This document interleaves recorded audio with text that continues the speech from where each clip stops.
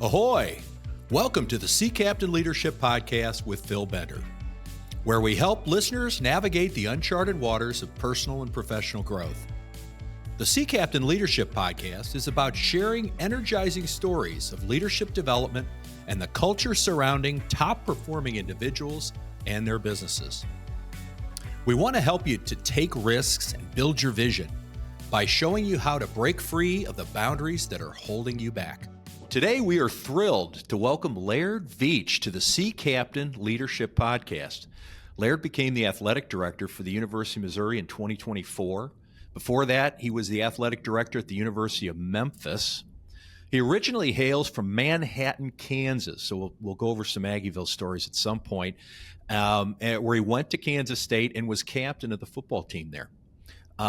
He then went on to the University of Texas, began his administrative career while earning his master's degree.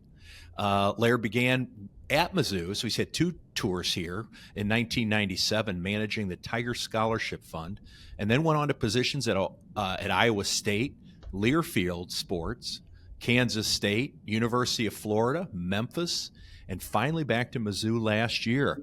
Welcome, Laird Veatch. Great to see you.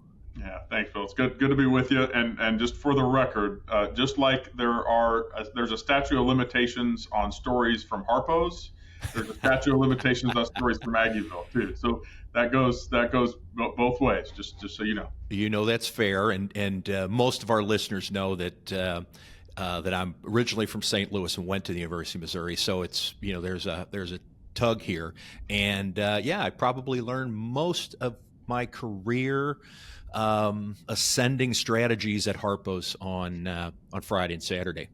So it's good to spend time with you. I've gotten the opportunity because of the work we do together on a volunteer level to really understand you and what you stand for and what you're all about. And so maybe tell us a little bit about those values. When you're approaching what you do as the leader of the free world, at least as far as Mizzou goes, what are the things you think about? Yeah, I'd be happy to. First of all, though, Phil, I do want to just say that I've really enjoyed getting to know you and working with you to this point, and appreciate you having me on.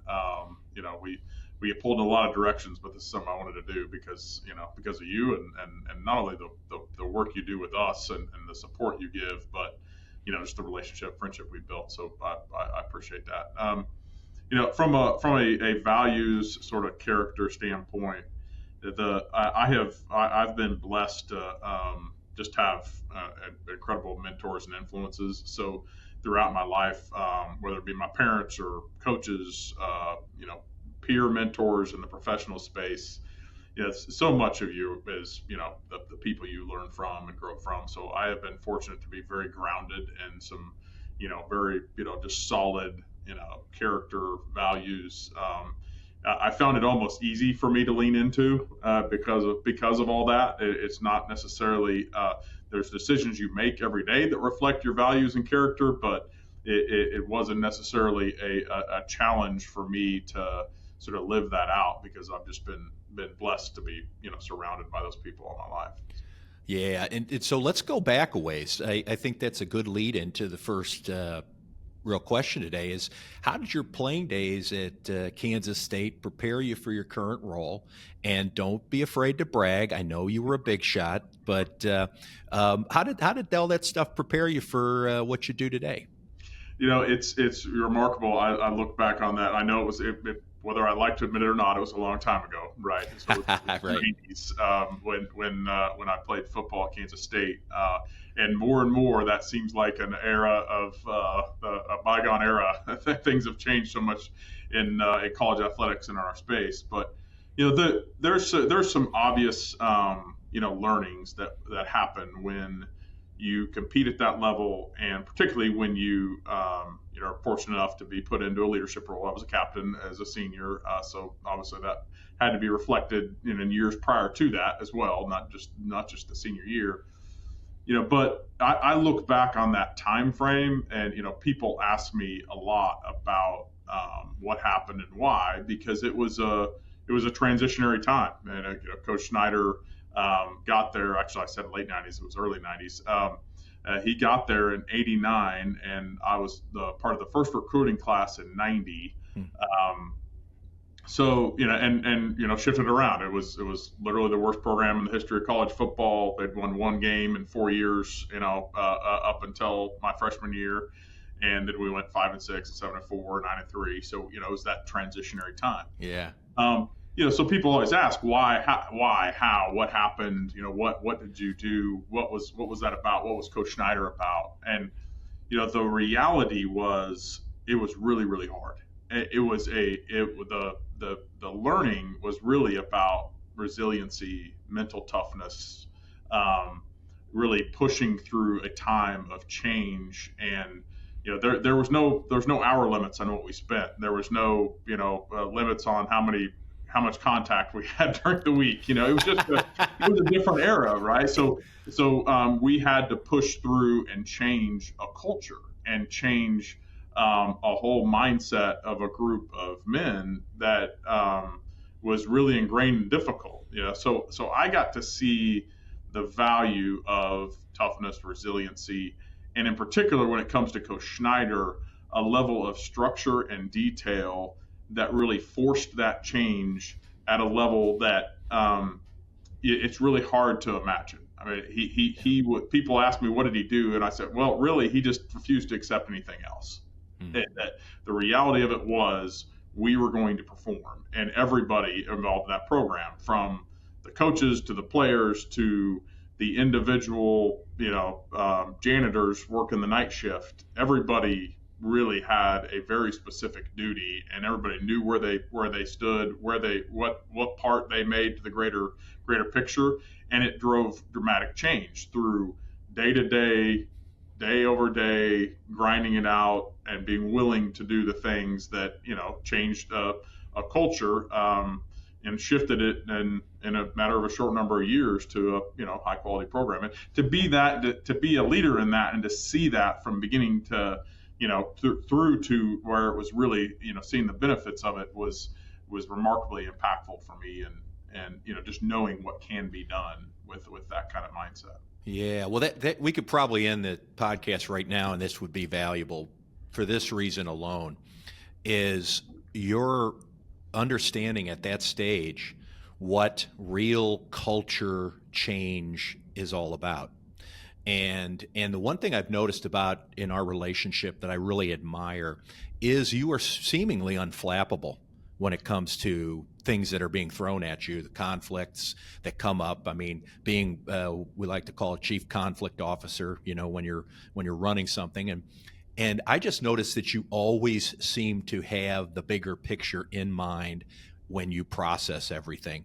And so maybe speak to that a little bit. How it sounds like a lot of that came from that era, which is just having to be resilient. Yeah, I think that's probably where a lot of that is grounded from, and I do think you see,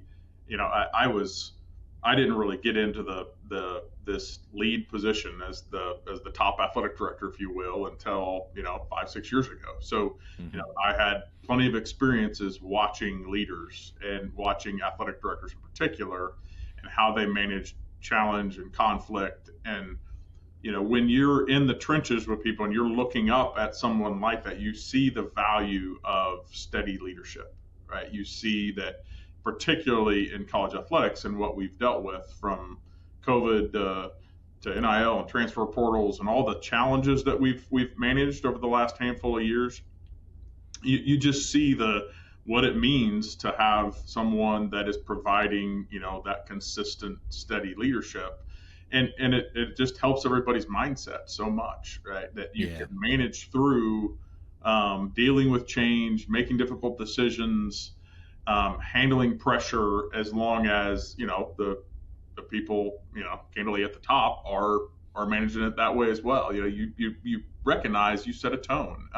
So there is a sort of a burden of responsibility there that you're aware of. But again, a lot of it comes down to, I've just been blessed. I've been blessed to have really good upbringing and good mentors, and have had to be a part of, or been able to be a part of, I should say, challenges and transitions and things like that require that type of leadership and see the benefit of it. Yeah, and one of the things that I admire is, again, your ability in the places you've been to fix the car while it's running, which is a pretty dramatic element here. So maybe let's go back a little bit, take some steps here and think about, okay, project work you did at Florida, then at Memphis. I mean, this is, being athletic director or aspiring to be one means you got to have a few stops along the way. Okay. I maybe liken it to the military a little bit. You do have to go certain places and you've got to see certain things and work your way through that process. But what were some maybe highlights of your time at Florida and at Memphis? Yeah.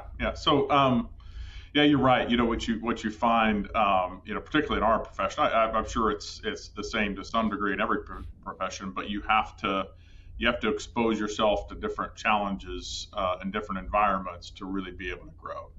Part of it's just a natural function in college athletics that there's only so many jobs, so many places. So you gotta move around to move up, so to speak. But for me particularly, I think back to Florida, and the challenge or the opportunity there was really more of a chance to kind of broaden myself. So up until that point, I had always been the fundraising, sales, revenue person, right? That was my focus almost exclusively. And so when I was at Kansas State, actually at my alma mater in administration, and I progressed up to like a deputy, kind of a number 2 role, and then I was the interim athletic director, and I didn't get the head job. I was in the mix, interviewed for it, didn't get it. So it forced me to kind of step back and reflect and decide, okay, well, why is that, and what do I need to do? And I'm a faithful guy, and I believe God immediately opened up this door for Florida,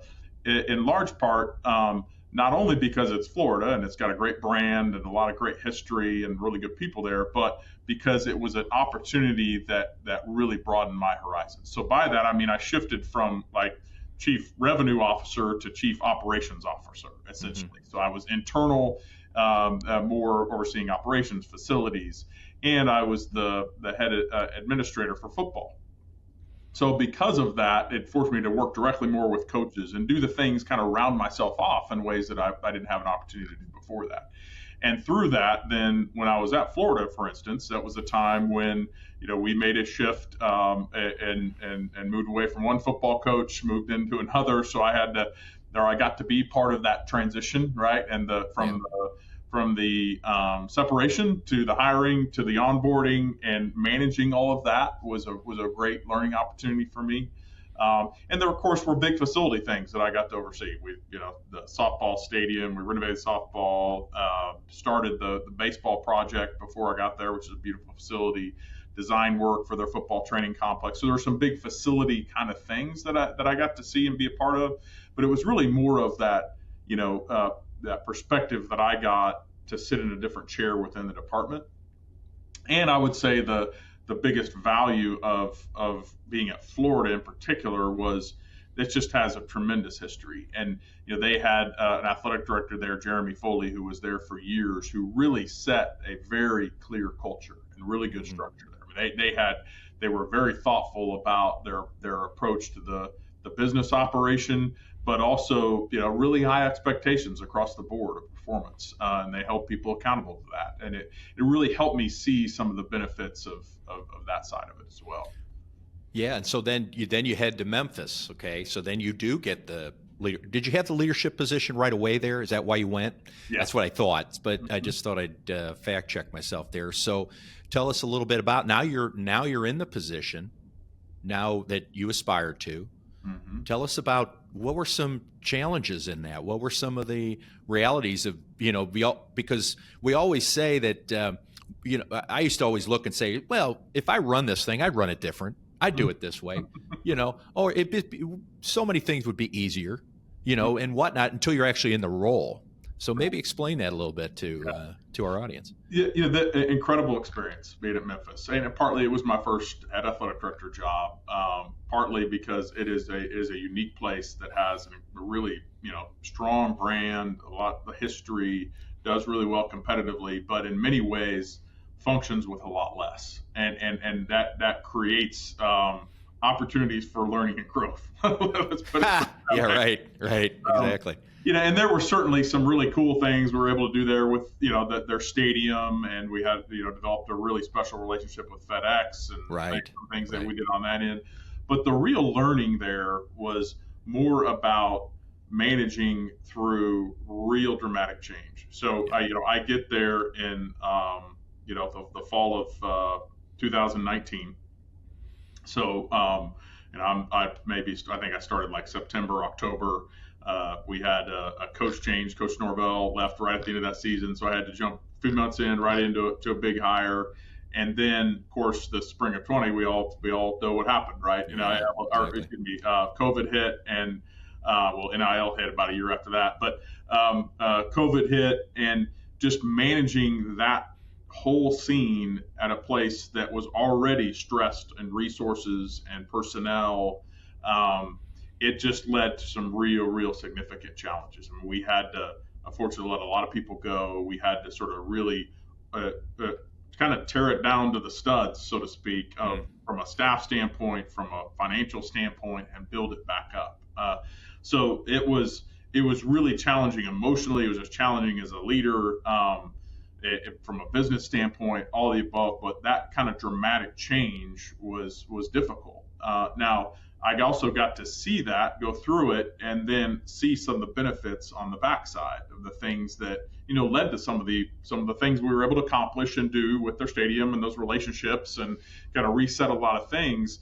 And it allowed me to kind of hire a staff almost from ground up, all the way up, and really put in some kind of best practices in our industry and apply some things I learned over time that really weren't in place there that needed to be. So, we certainly didn't get all done we wanted to accomplish, but it was a real dramatic shift, particularly on the internal side of the department that not everybody got to see, that I was really proud of. We were able to do and learn from, but it was through trial. It was through challenge to get there. Well, and to go back, Memphis really went through a stretch, a road while you were there that was really pretty strong. I mean, significant. So, kudos to you in that.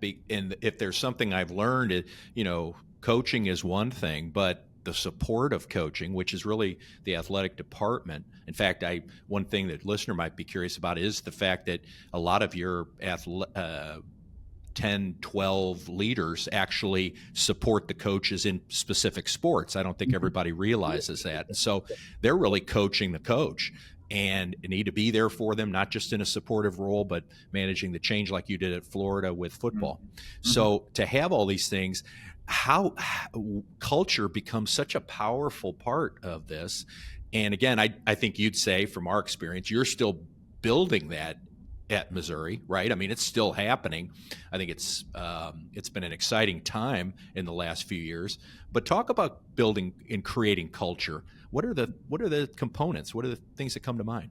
Yeah, well, this is going to start by sounding incredibly cliche, but everybody says it's always all about the people, but it really is all about the people. And so one of the things that I found is, in transition, there tends to be a transition of leadership. So in that athletic director comes in, just like a change in coach or president or whoever that leadership role may be, it creates opportunity for change within your staff, for various reasons.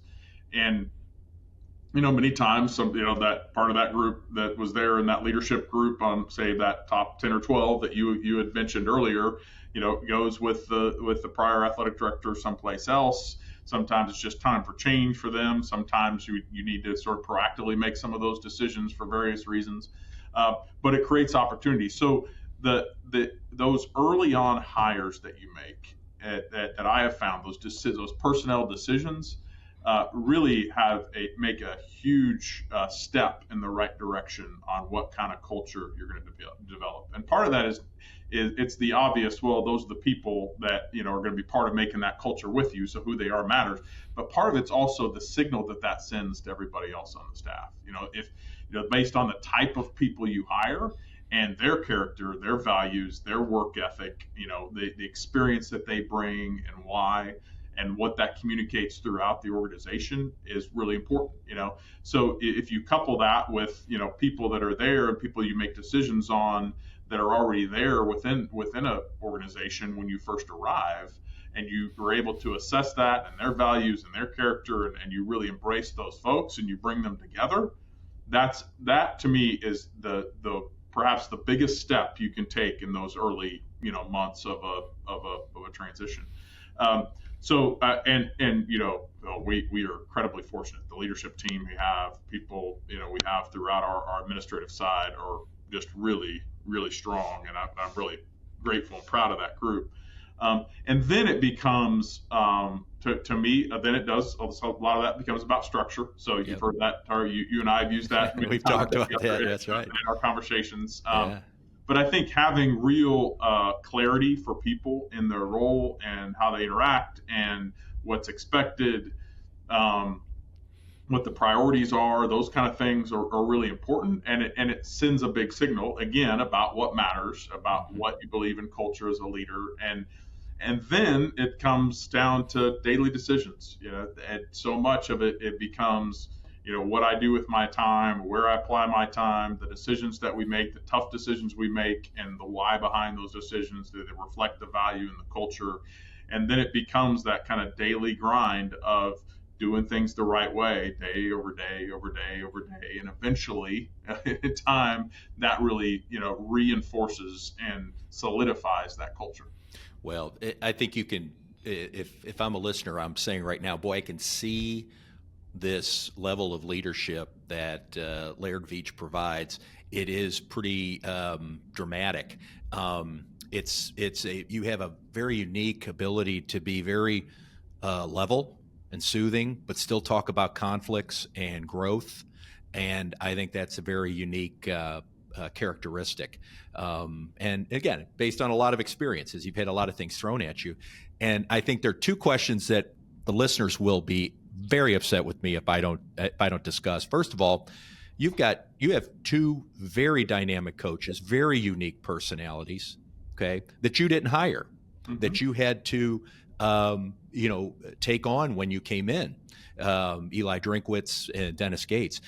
Talk about what that's like to absorb somebody who's already very dynamic, having success. What's that like? How do you manage that? Well, first of all, I will take that challenge every day. So I very much appreciate the fact that I show up and we've got really good, talented people here, particularly in those two those slots, yeah, and because they have so much an influence of our overall success. And so there's this sort of misnomer out there, I think, about athletic directors when they come in, that they want to have their coaches, and the reality of it is we want to win and we want to be successful, and it's not about me, it's about Mizzou, and if Mizzou's successful, then I'm successful, right? So having that opportunity is awesome.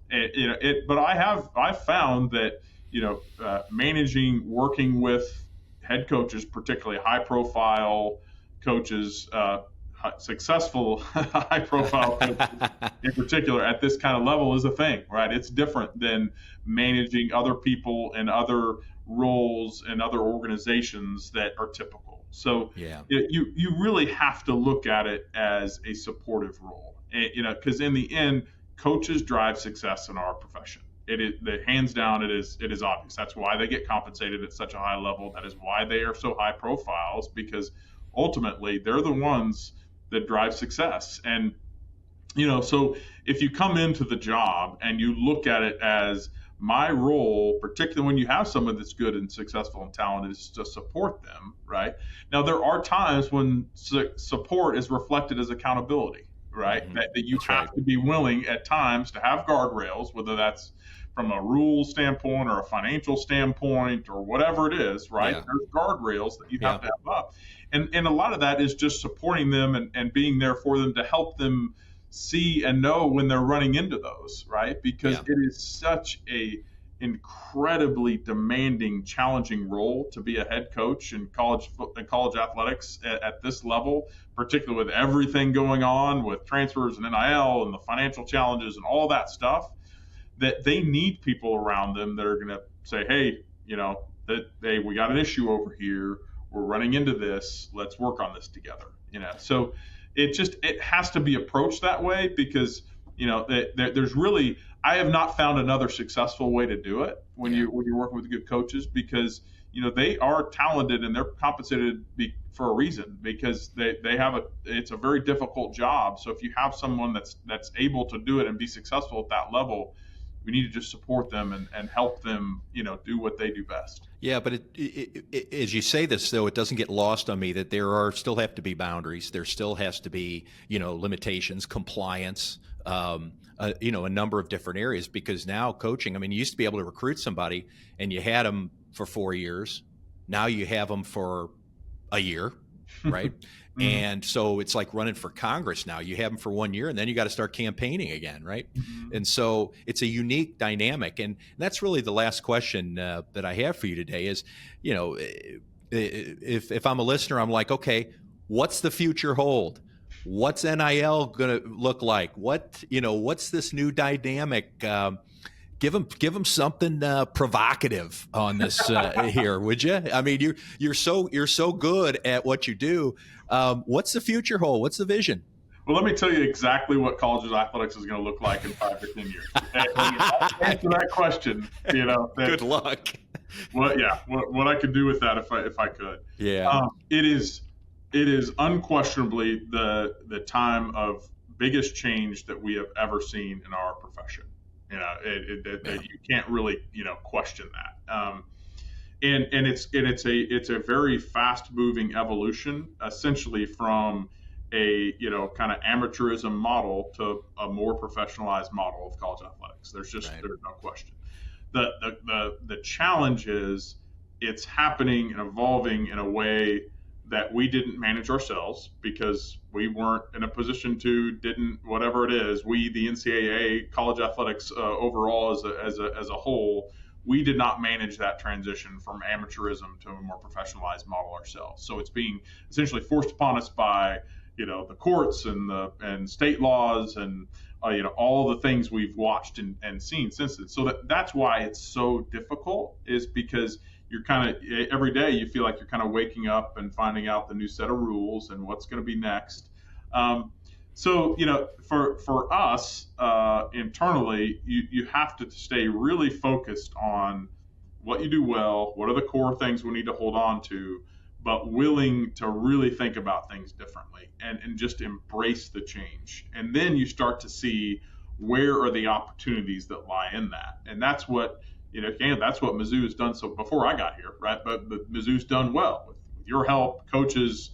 They've seen, particularly I think about, Coach Drink and some of the timing of when he got here and the challenges he saw and his ability to see the bigger picture strategically and, work with, state leaders and work with donors and work with, folks that typically coaches don't have to engage with at that level, Right. And recognize that he had to even let go of play calling so that he could make room in his time and his bandwidth to go take on some of these other challenges and position his program to be successful. I mean, you've got to look at things that way. And he saw the opportunity in a very challenging landscape. We got to continue to embrace that. And that's what, I'm excited about, and why I talk about it so much at with our Mizzou faithful is that, we have leadership, board, president, others that recognize there's an opportunity and there's a big picture impact back to the institution and the state, economically, from an enrollment standpoint, all those things.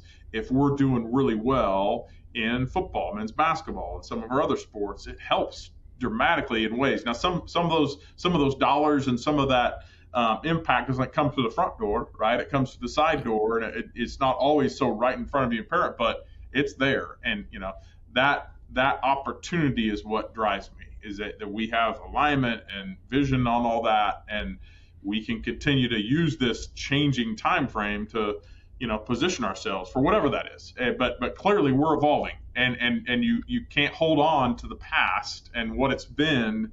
You've got to stay true to the core of developing young people and really pouring into your people to make those things happen. But to win and be successful, you got to embrace the new realities. And I'm so glad you said that at the very end, because I think that's a really powerful way to end this. It is still about young kids who now have agents in high school, who now learn how to manage money as freshmen in some cases. I mean, it's a dramatic shift just in that alone. And I know that Mizzou's done a really good job of working here in that space, I think very progressively. And again, I know a lot because of my involvement, but these are things that are important. We actually had Eli Drinkwitz on one of our prior podcasts before the success track. So he was still, I think it was 500 the year that he was on with us, but he saw, to your point, he saw this thing playing out.